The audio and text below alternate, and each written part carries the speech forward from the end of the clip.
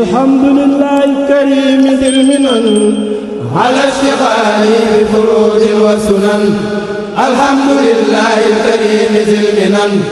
على اشتغالي بفروض وسنن شكرته لأنه قد ساقني لوطن به نفى معقني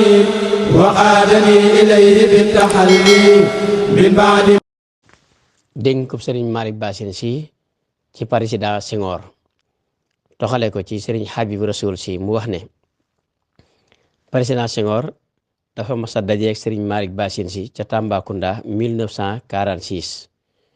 nuyu ko ne ko Serigne bi dama fee dikkoon doon dox yoonu politique dégg la fi ñu wax ma ne kilifa gu baax nga man naa fi ñëw siyaar la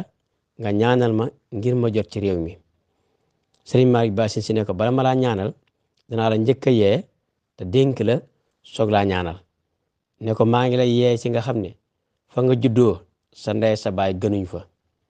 école ba nga doon jàngee rawoo fa kon bu la yàlla falee da koo soob ne ko ma yëgal la ne ku dagu te luñ ko digal mu def ko dana falu ku falu te luñ ko tere mu bàyyi ko du gaaw a folli ko te na nga doon dagoo ba falu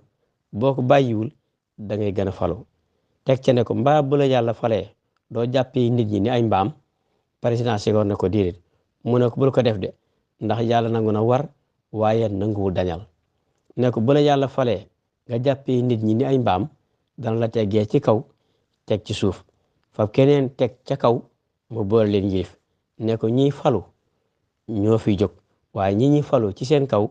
duñ fi jóg ndax baadal lum gàttu fan nangami buur yilif ko dal di koy ñaanal président Senghor ne ko jërëjëf sëriñ bi